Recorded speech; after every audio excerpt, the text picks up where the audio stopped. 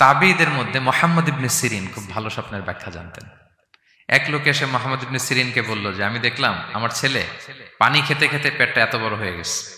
এই একই স্বপ্ন আরেকটা লোকও দেখলো, দেখে এক মূর্খের কাছে জিজ্ঞেস করলো। সে বলল, সর্বনাশ, এত বড় পেট হয়ে গেছে, তোমার ছেলে তো মারা যাবে।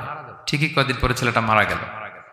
আর একই স্বপ্ন দেখে এই লোক মুহাম্মদ ইবনে সিরিনকে জিজ্ঞেস করেছিল, উনি বলেছেন যে তোমার ছেলে তো অনেক বড় আলেম হবে। ঠিক তাই হয়েছে, ওই ছেলে অনেক বড় আলেম হয়েছে। তো ফাইন্নার রুইয়া তাকাউ আলা মা তুআব্বার, স্বপ্নের ব্যাখ্যা তেমন হয় যেমন এটার ব্যাখ্যা করা হয়। রাসূল সাল্লাল্লাহু আলাইহি ওয়াসাল্লাম একবার স্বপ্নে দেখলেন যে তিনি ওনাকে দুধ দেয়া হয়েছে, বাটিতে দুধ খাচ্ছেন, পরে আঙ্গুলের ফাঁক থেকে দুধ বেরোচ্ছে। এই সামান্য একটু দুধ রাসূল সাল্লাল্লাহু আলাইহি ওয়াসাল্লাম উমরে ফারুককে দিলেন।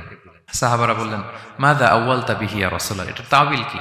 তখন বললেন, আউয়ালতু বিহি আল ইলম, এটা দিয়ে আমি জ্ঞান বুঝিয়েছি, মানে উমরে ফারুকের আল্লাহ তাআলা অনেক জ্ঞান দিবে। স্বপ্নে কেউ দুধ খাচ্ছেন, এটা আপনার জ্ঞানের প্রতীক।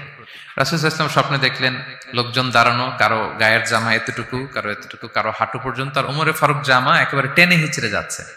তো সাহাবারা বললেন, মাযা আউয়ালতু বিহি ইয়া রাসূলুল্লাহ, এই স্বপ্নের তাওয়িল কি, ব্যাখ্যা কি? রাসূল সাল্লাল্লাহু আলাইহি ওয়াসাল্লাম বললেন, আউয়ালতু বিহি আদ-দীন আত-তাকওয়া, এটা দ্বারা আমি দিনদারি বুঝিয়েছি, মানে উমরে ফারুকের দিনদারি অনেক বেশি। স্বপ্নে কেউ ছোট জামা দেখলে তার দিনদারি কমতেছে, এটার একটা আলামত। তো এই জন্য হুট করে স্বপ্নের কথা কাউকে শেয়ার করতে নেই।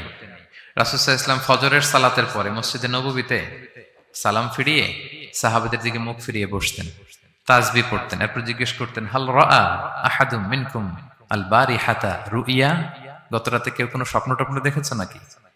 তো তখন সাহাবারা এই স্বপ্ন বলতেন, রাসূল সাল্লাল্লাহু আলাইহি ওয়াসাল্লাম ব্যাখ্যা করতেন। সুবহানাল্লাহ, কত সৌভাগ্যবান ছিলেন তারা। তাহলে স্বপ্ন বলা যাবে নাকি কাউকে? না। খুবই শুভাকাঙ্ক্ষী, আপনার একেবারে ক্লোজ ফ্রেন্ড, তাকে বলতে পারেন। আর অনেক বড় আলেম যিনি ভালো ব্যাখ্যা করতে পারবেন, আপনাকে গাইড করতে পারবেন, তাকে বলবেন। এছাড়া বলা যাবে না। আর খারাপ স্বপ্ন তো বলাই যাবে, আল্লাহ তাআলার কাছে পানা চাইতে হবে। তাহলে ঘুমিয়ে ঘুমিয়ে যেটা দেখি এটা কারোর কাছে বলা যাবে না।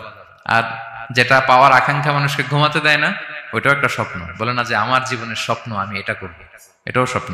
এই ভিশনও শেয়ার করা যাবে না কারোর সাথে। আপনারা তো ব্যবসায়ী মানুষ, টিপস শিখাই দেয় কিছু।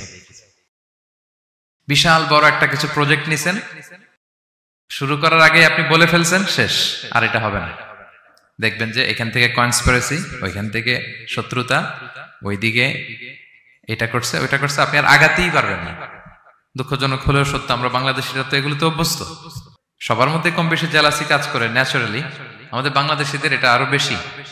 আমি আমার প্রায় আলোচনাতে বলি যে আমাদের জাতীয় খেলা হাডুডু হওয়ার কারণ হচ্ছে এই খেলার ধরনটাই এমন, একজন সামনে যেতে চায়, 10 জন পা ধরে পিছনে টানতে চায়।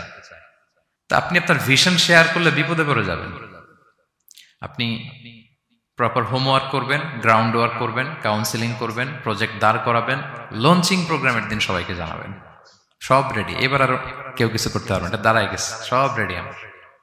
লঞ্চিং জাস্ট একটা ফর্মালিটিস, তারপরে আমার কাজ শুরু হবে। কিন্তু আপনি আগেই যদি সবাইকে জানায় ফেলেন, হবে এটা? স্বপ্ন শেয়ার করতে নেই।